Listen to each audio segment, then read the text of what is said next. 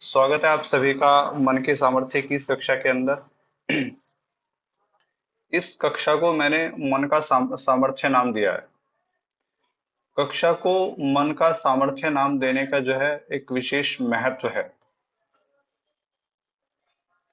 क्योंकि हमारा जो ये मन है, जो कि हमको सबसे पहले मिलता है, सबसे पहले अर्थात जब सृष्टि का प्रारंभ होता है, तब परमात्मा के द्वारा जो है इस मन को दिया जाता है, और जब प्रलय की अवस्था होती है तब तक ये रहता है। तो इससे आप समझ सकते हो कि इसका समय कितना अधिक है। हमारा जो ये बाहरी शरीर है, ये हर जन्म के साथ में जो है नष्ट हो जाता है, फिर दोबारा मिल जाता है। परंतु मन हमको प्रथम बार मिला था जब ये सृष्टि प्रारंभ हुई, और जब ये प्रलय होगी तब तक हमारे साथ में रहेगा। यदि बात वेदों की करी जाए, तो वेदों के अंदर संकल्प सूक्त जो है, वहां पर परमेश्वर ने जो है हमको ये बात कही है कि आपका मन जो है ना, ये अपूर्व सामर्थ्य वाला है। यह पूजनीय है, प्रकाशकों का प्रकाशक है। ज्योतिषाम ज्योतिरेकम यद अपूर्वम यक्षमंतः। और जब मैं इसका अर्थ देखता हूँ ऋषि दयानंद की भाषा में, यद अपूर्वम यानी यद अपूर्वम, तो वो लिखते हैं कि यद अपूर्वम अर्थात ये मन अपूर्व सामर्थ्य वाला है। ऐसा सामर्थ्य जैसा शायद आपने पहले कभी ना सोचा हो, ना कभी देखा हो, न कभी महसूस किया हो। ऐसा सामर्थ्य इस मन के भीतर है। यदि हम लोग इस मन के सामर्थ्य को जान जाएं, तो हम इस मन के द्वारा जो है अपने जीवन के अंदर सफलता, स्वास्थ्य, समृद्धि सभी कुछ प्राप्त कर सकते हैं। क्योंकि महर्षि दयानंद लिखते हैं कि इस मन के अंदर सामर्थ्य है। ये मन आपको जो है परमात्मा से मिलाने तक का सामर्थ्य रखता है। ये भी इस मन की विशेषता है। जब आप सत्यार्थ प्रकाश पढ़ोगे, समोल्लास सात पढ़ोगे, तो वहां आप जानोगे इस मन के बारे में, किस मन के संबंध में जो है महर्षि किन किन बातों का वर्णन कर रहे हैं। और देखो, ये मन हम सबके पास में है, लेकिन जो लोग इसके सामर्थ्य को नहीं जानते, जिन्होंने इसके सामर्थ्य को कभी जानने की इच्छा नहीं करी, वो लोग इसके ऊपर कुछ ऐसे आरोप लगाते हैं जो बिल्कुल गलत हैं। जैसे एक नदी है, नदी का बहाव बहुत अधिक है, नदी के अंदर बहुत अधिक ताकत है। यदि उस नदी को दिशा ना दी जाए, तो बाढ़ आ जाती है।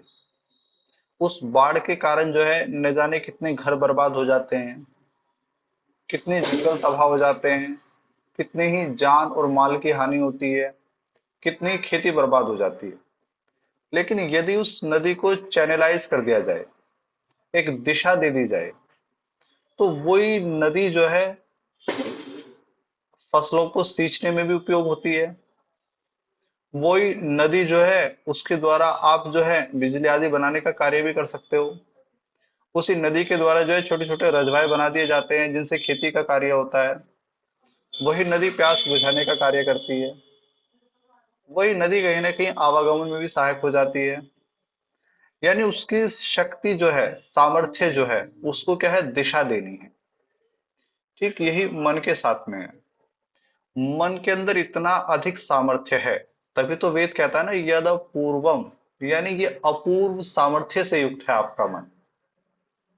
यह यक्षम अंतः, यह पूजनीय है। ज्योतिषाम ज्योतिरेकम, यह प्रकाशकों का प्रकाशक है। यानी जैसे हम परमात्मा के संबंध में कहते हैं कि परमात्मा सूर्य का भी सूर्य है, तो इससे क्या समझ में आता है कि जो सूर्य है उसको भी परमात्मा ने बनाया है। ठीक इसी प्रकार जो आपका मन है, जितने भी समर्थ हैं उनमें यह बहुत अधिक समर्थ है। जैसे हम कहते हैं कि देवों के अंदर परमात्मा महादेव है, यानी वो सबसे श्रेष्ठ है। ठीक उसी प्रकार आपकी जो अन्य इंद्रियां हैं, उनमें आपका मन जो है ना, वो प्रकाशक है, तो अपूर्व सामर्थ्य वाला है। परंतु इसके सामर्थ्य को जानने की आवश्यकता है। यदि हम लोग इसके सामर्थ्य को नहीं जानेंगे, तो हम इतनी उत्तम जो ये चीज है, जो हमारे मन है, जो सभी कुछ करने का साधन है, उसका हम लोग उपयोग नहीं ले पाएंगे। उससे जो हम कर सकते थे वो हम नहीं कर पाएंगे। उससे जहां तक वो हमको पहुंचा सकता था वहां तक हम नहीं पहुंच पाएंगे। इसलिए इस मन के सामर्थ्य को जानने की बेहद आवश्यकता है। उसी संकल्प सुक्त के अंदर जो है, परमात्मा ने ये भी कहा है कि तन्मे मनः शिव संकल्पमस्तु, कि यदि आप चाहते हो मन के सामर्थ्य का उपयोग करना, यदि आप चाहते हो मन के द्वारा परमात्मा की प्राप्ति करना, यदि आप चाहते हो मन के द्वारा स्वयं का ज्ञान करना, यदि आप चाहते हो कि मन के सामर्थ्य से आप अपने समस्त रोगों को ठीक करो, तो तरीका केवल एक ही है, तन में मनः शिव संकल्पमस्तु, कि इसको एक संकल्प देना पड़ेगा। संकल्प अर्थात एक विचार देना पड़ेगा। यदि आपने अपने मन के भीतर एक विचार नहीं दिया, या विचार गलत दे दिया, देखो विचार देना तो आपकी मजबूरी है। क्यों? क्योंकि मन का कार्य ही क्या है? विचार करना, संकल्प और विकल्प करना। मन के अंदर न जाने कितने विचार घूमते रहते हैं। अब यदि आपने इसको कुछ अच्छा विचार नहीं दिया, तो स्वाभाविक है ये कुछ गलत भी पकड़ सकता है। यदि मैं मनुष्य की बात करूं, तो मनुष्य का जो जीवन रहा है, वो या तो फाइट का रहा है या फिर फ्लाइट का रहा है। यानी या तो वो लड़ता है या फिर वो भागता है। पहले का समय जो था, उस समय जो है, मनुष्य जिस प्रकार की उन्नति आज है, आज बिजली भी है, आज बहुत सारी चीजें हैं, उस समय शायद इतनी सुख सुविधा ना रही हो। ठीक है, प्रकाश के लिए जो है मशालों का उपयोग करा जाता हो, सुरक्षा के लिए जो है, जैसे आज कई सारी चीजें हैं, उस समय शायद इस तरीके की चीजें ना रही हों। तो जीवन कठिन था। मान लो सामने से ही, हम ऋषि दयानंद के संबंध में ही पढ़ते हैं कि एक बार जंगल के अंदर सामने से भालू आ गया, भालू जो है खड़ा हो गया सामने। आज कितनों के सामने भालू आता है? कितने लोग जंगलों के अंदर जा रहे हैं, और कितने जंगली बचे हैं। तो आज उतना कठिन नहीं है। तो पहले का समय क्या था? या तो आदमी लड़ता था या फिर आदमी भागता था। आज दोनों में किसी की भी आवश्यकता नहीं है। तो जो आपका मन है, ठीक है, यदि आप इसको भय से मुक्त करो, और विरोध से भी मुक्त करो, और इसके अंदर कुछ सकारात्मक रख दो, कुछ सकारात्मक स्वयं को बना दो, तो फिर ये आपका मन वो कार्य करना शुरू कर देगा जिसके संबंध में कहा है कि यद अपूर्वम, की अपूर्व सामर्थ्य से युक्त है। हम सभी अपने जीवन में चाहते क्या है? जो रोगी है वो निरोगिता चाहता है, जो निर्धन है उसकी धन की आकांक्षा है, जिसके जीवन में किसी प्रकार का कोई रस नहीं है वो चाहता है कि जीवन में कोई रस हो, कोई उद्देश्य हो, कोई लक्ष्य हो, मुझे खुशी मिले, मुझे प्रसन्नता मिले, मैं जीवन में सुखी रहूं। यही तो हम सभी की जीवन की इच्छा है। और मैं कहता हूं कि आपके मन में के अंदर ये सामर्थ्य है कि वो उन सारी चीजों को कर सकता है। ये मन आपको परमात्मा के द्वारा दिया हुआ इतना उत्तम साधन है, जिसके द्वारा आप अपने समस्त लक्ष्यों की प्राप्ति कर सकते हो। यदि कोई मुझसे पूछे कि परमात्मा का सबसे बड़ा उपकार क्या है आपके ऊपर, तो मैं कहूंगा कि उसने हमको मन दिया है।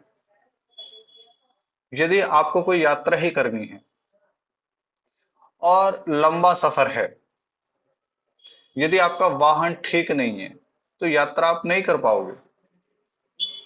वाहन कुछ दूर चल के खराब हो जाए, क्या कर पाओगे? क्या इस प्रकार के वाहन के द्वारा यात्रा संभव है? ठीक इसी प्रकार से परमात्मा ने जो है मन रूपी एक ऐसा वाहन दिया है जो आपको बहुत ऊंची उड़ान तक ले जा सकता है। ये उस परमात्मा की सबसे बड़ी कृपा है कि उसने हमको मन दिया है। अब इसके सामर्थ्य का हम लोग किस प्रकार उपयोग करें? तो मैंने संकेत मात्र में कहा है कि मन जो है इसके अंदर विचार रखने हैं। कैसे विचार? शिव अर्थात कल्याण करने वाले विचार। जब हम इसके द्वारा कल्याण करने वाले विचार इसके अंदर रखते हैं, तो फिर ये वैसा ही कार्य करना शुरू कर देता है।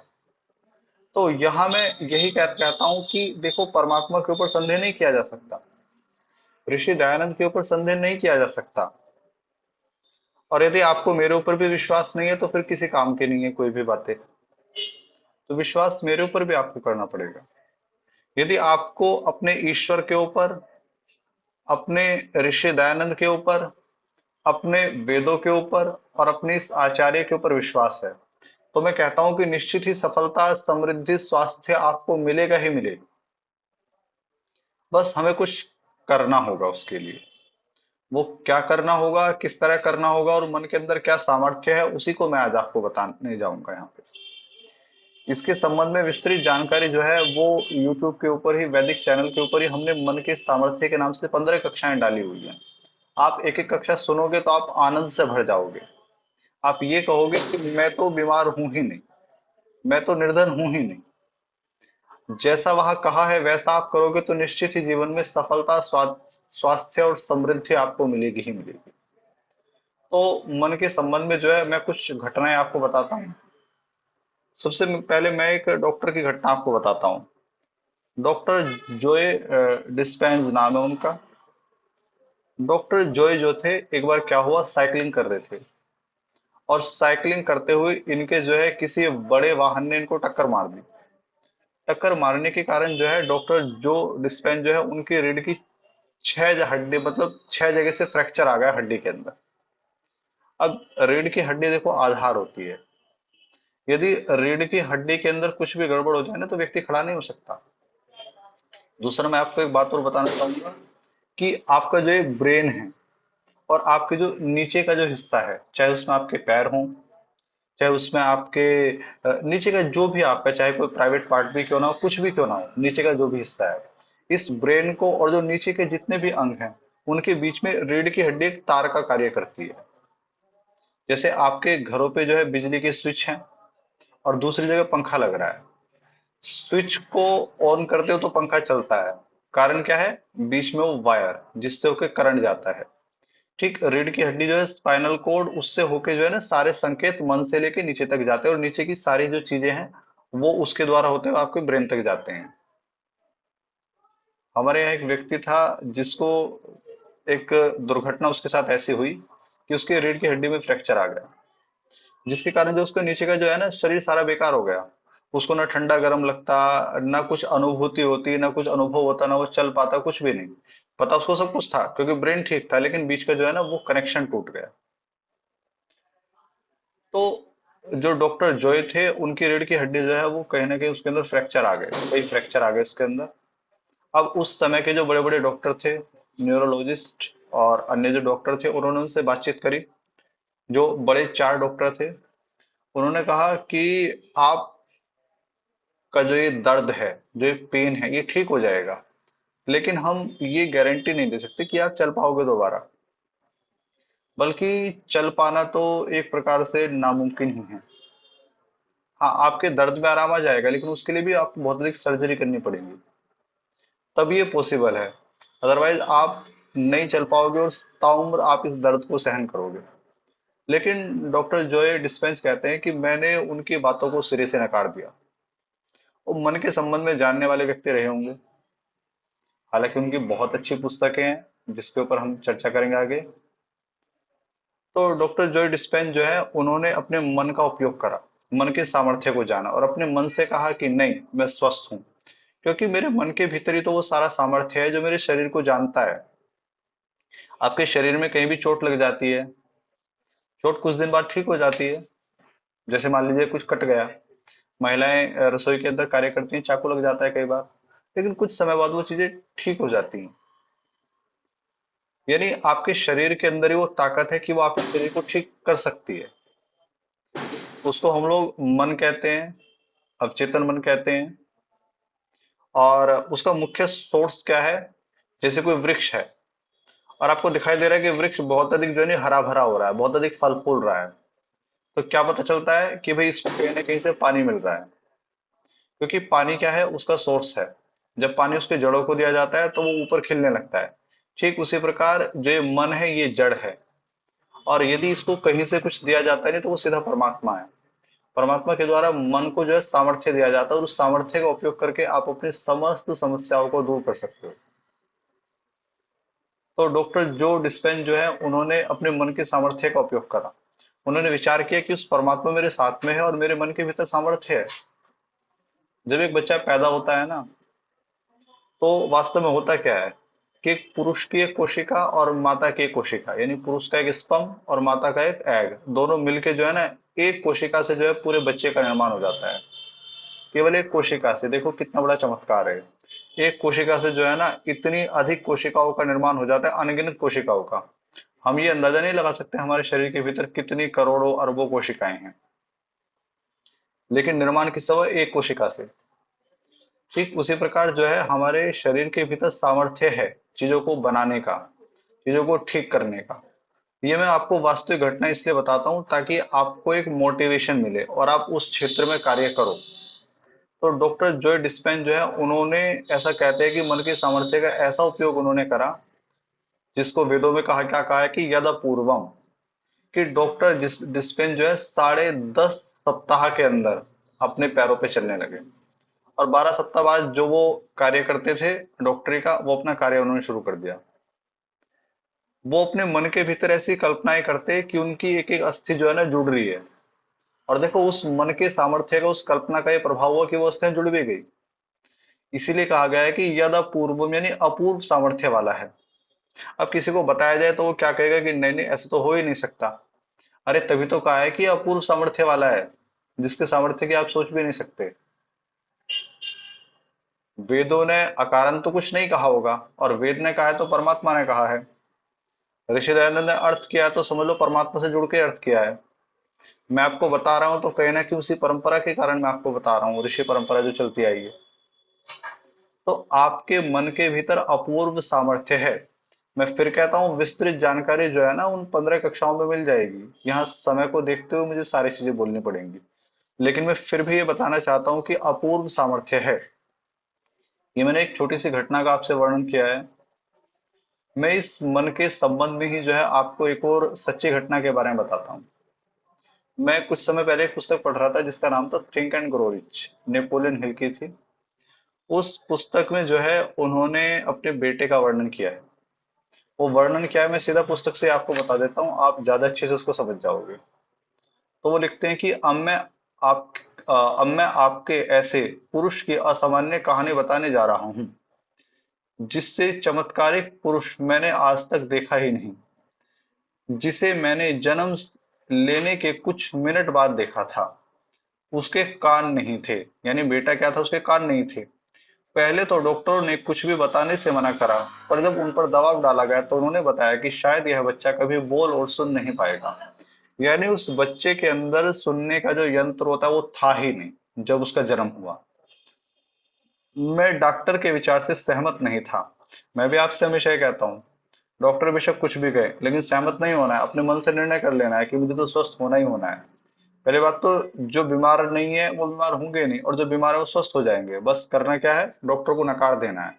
मुझे कोई बीमारी है ही नहीं। ये डॉक्टर कौन होते हैं मुझे बताने वाले कि मेरी मसल्स कमजोर है, मेरे लीवर में समस्या है, या मेरे ब्रेन में समस्या है? ये क्या जानने वाले हैं? क्योंकि सच्चा तो परमात्मा जानने वाला है ना, सबसे बड़ा वैद्य तो वही है। वेदों के अंदर मंत्र मिलते हैं जिसमें परमात्मा को महावैद्य कहा गया है। और उसने ही जो है मन को आपके पास में छोड़ा हुआ है, जिसके द्वारा सारी चीजें होंगी। देखो मन क्या है, साधारण सी भाषा में कहूं तो मन एक खेत है, जिसके अंदर आपको विचार रूपी बीजों को लगाना है। वो विचार क्या होंगे? सकारात्मकता के विचार। वो विचार क्या होंगे? स्वास्थ्य के विचार। और फल देने वाला परमात्मा है। यानी मन क्या है? साधन है। मन खुद कुछ नहीं कर रहा, मन एक साधन का कार्य कर रहा है, जिसमें परमात्मा जो है स्वास्थ्य रूपी, समृद्धि रूपी, सफलता रूपी फसलों को उगाएगा आपके लिए।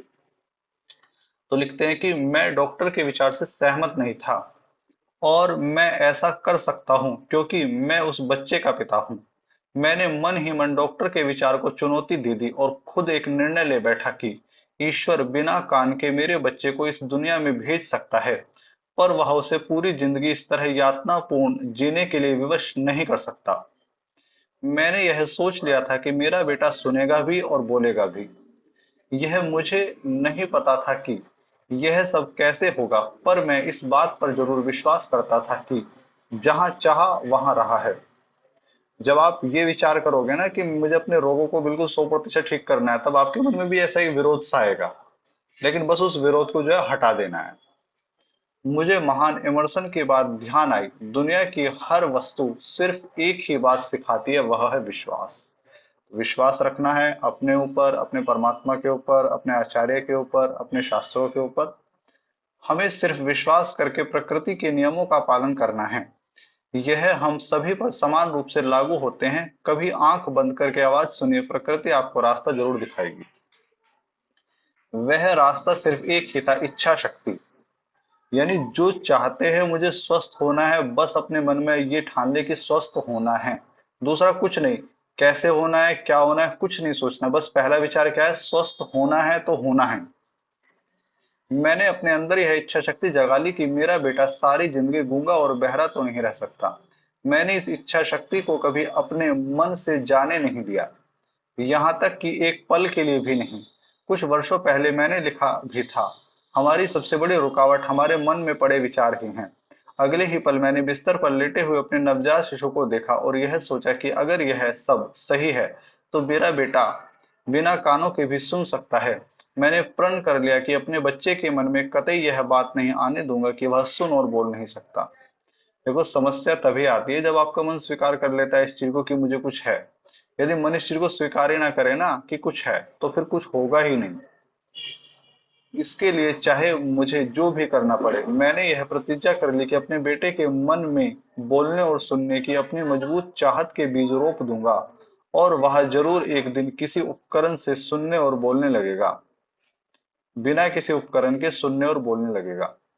मैंने अपनी मजबूत इच्छा शक्ति को भी उसके अंदर जगाने की कोशिश करने लगा, ताकि यह चाहत सत्य के रूप में हमारे सामने आ सके। जैसे ही वह थोड़ा और बड़ा हुआ, वह आसपास की वस्तुओं पर ध्यान देने लगा। यानी मतलब क्या है, बेशक कान उसके नहीं थे। कान का अर्थ क्या है, वो अंदर का जो यंत्र नहीं था, बाहर का हिस्सा नहीं, भीतर जो वो श्रवण शक्ति है वो नहीं थी। लेकिन उस मन के सामर्थ्य से जो है वो बच्चा धीरे धीरे जब बड़ा हुआ तो वो ध्यान देने लगा, यानी कुछ उसको लगने लगा, केंद्रित होने लगा वो। मुझे यह विश्वास हो गया था कि मेरा यह तरीका काम कर रहा है। हम एक टेप रिकॉर्डर लाए। जब उस बच्चे ने एक गाना सुना तो वह उत्साहित हो गया और गाने को सुनकर कुछ प्रतिक्रिया देने लगा। वह कुछ तरह के गानों में उत्साह दिखाने लगा। उनमें से एक गाना था। जब वह टेप रिकॉर्डर पर प्रतिक्रिया देने लगा, मुझे यह मालूम पड़ा कि अब मैं उसके कान के पास या फिर दिमाग के पास जाकर कुछ बोलूंगा तो वह उसको समझ लेगा। यानी धीरे धीरे जो है ना, वो कार्य होने लगा जो वो चाह रहे थे। मेरी दृढ़ प्रतिज्ञा का फल यह हुआ कि बच्चा मेरी आवाज को ठीक ठीक सुनने लगा। मैं उसके मन में यह भरने से कभी नहीं चूकता था कि वह बोल और सुन सकता है।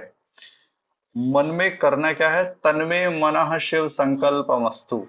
उस संकल्प को, उस विचार को जाने ही नहीं देना है। स्वास्थ्य चाहिए तो स्वास्थ्य का विचार कभी जाने ना पाए। समृद्धि चाहिए, सफलता चाहिए तो समृद्धि और सफलता का विचार कभी जाना नहीं चाहिए मन से। सतत बना रहना चाहिए, सतत, निरंतर। मैं ऑफिस जाता, वहां पर उसके लिए कहानी लिखता और रात में सुनाता। साथ ही साथ उसके मन में यह भी भरता कि वह बिल्कुल ठीक है और सुन एवं बोल सकता है। मुझे यह बताया गया था कि उसके कानों में, अब बड़ी महत्वपूर्ण पंक्ति है, मुझे यह बताया गया था कि उसके कानों में ऐसी कोई चीज नहीं जिसे सुना जा सके। इससे पहले कि मैं निराश होता, मेरी इच्छा शक्ति ने मेरे विश्वास को डगमगाने नहीं दिया।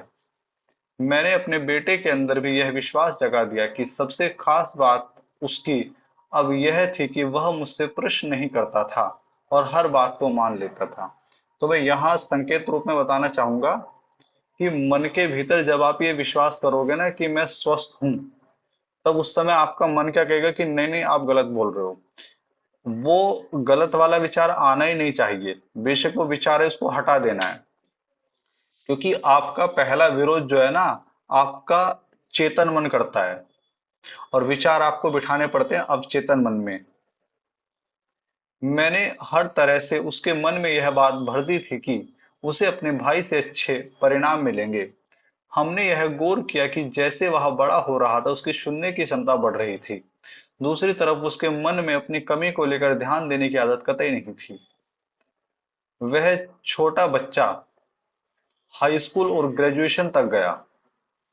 अपनी जिंदगी के बदलने के बाद से ही मेरा बेटा ब्लेयर, ब्लेयर नाम था उसका, और मैं दोनों उन गूंगे बहरों के लिए लग पड़े। यानी उस बच्चे को जो है सुनाई आने लगा, वो बोलने लगा। कौन सा बच्चा? जिसके अंदर वो ऑर्गन ही नहीं थे जिसके द्वारा सुना और बोला जाता है। किस कारण से? इस मन के सामर्थ्य के कारण से। फिर कहता हूं, यद अपूर्वम, अपूर्व सामर्थ्य है, जो आप सोच भी नहीं सकते वो ये कर सकता है। जब ब्लेयर एक बड़ा हो गया था, तब डॉक्टर इरविन वोहरीन, जो इस मामले के बड़े विशेषज्ञ थे, वे मेरे बेटे का ढंग से निरीक्षण करने के बाद बहुत अचंभित हुए कि वह कैसे सुन और बोल सकता है, जबकि सैद्धांतिक रूप से उसके सुनाई देना ही नहीं चाहिए। एक्सरे चित्र में भी ऐसा कोई द्वार नहीं दिखाई दे रहा था जिससे आवाज मस्तिष्क तक पहुंच सके। वे इस बात से अचंभित थे कि वह सुन कैसे पा रहा है। भैया, कानों के अंदर या मतलब वो ऑर्गन ही नहीं थे। कितनी आश्चर्यजनक बात है। जब मैंने अपने बेटे में इच्छा शक्ति के भी बीज बोए थे कि वह बोल और सुन सकता है, अपनी जिंदगी एक सामान्य इंसान की तरह जी सकता है, तब प्रकृति ने कुछ ऐसा किया जिससे बाहरी दुनिया और उसके मस्तिष्क के बीच एक पल का निर्माण हो सके, एक पुल का निर्माण हो सके और वह सुनने में काबिल बन सके। उस बात का पता बड़े बड़े विशेषज्ञ डॉक्टर को भी नहीं लग पा रहे थे। यह मेरे लिए ईश्वर के किसी चमत्कार से कम नहीं था। मैं अगर इस बात को पूरी दुनिया के साझा न करता तो शायद मैं कभी खुद को माफ न कर पाता। मुझे इस बात में कोई संदेह नहीं था कि एक मजबूत इच्छा शक्ति से आप किसी भी चीज को वास्तविकता में जन्म दे सकते हैं। ब्लेयर ने खुद को एक आम इंसान की तरह सुनने का सपना देखा और वह उसमें सफल भी रहा। अब देखो, मैंने दो घटनाएं आपको बताई। डॉक्टर जो बेंजोफ्स्की, जिसने अपनी रीढ़ की 6 हड्डियों को अपनी विचार शक्ति के द्वारा, इच्छा शक्ति के द्वारा ठीक कर लिया, क्योंकि वहां ना जैसा कुछ था ही नहीं। और दूसरा मैंने ब्लेयर की कहानी आपको बताई, जिसके भीतर तो वो श्रवण की और वाक इंद्रियां ही नहीं थी कि वो बोल सके, वो सुन सके। फिर भी प्रकृति ने या उस परमात्मा ने ऐसा खेल करा कि वो उन बिना इंद्रियों के भी सुन और बोल पड़ा। तो ये कितनी अपने आप में आश्चर्य की बात है। और यही तो आपके मन का अपूर्व सामर्थ्य है। और मैं कहता हूं कि यदि आप इस मन के सामर्थ्य का उपयोग करोगे अपने स्वास्थ्य के लिए, तो मैं कहता हूं तुम निश्चित ही ठीक हो जाओगे। तुम्हें कोई बीमारी है ही नहीं। सबसे पहले तो ये देखो, ना तो फाइट करनी है, ना फ्लाइट करनी है, ना तो लड़ना है और ना ही भागना है। अपने मित्र को सकारात्मक रखना है, बस ये कहना है कि मैं स्वस्थ हूं, मैं ठीक हूं। और इसके लिए करना क्या है? थोड़ी देर बैठ जाना है, 10 मिनट, 15 मिनट। बस ये विचार अपने मन के भीतर डालने हैं।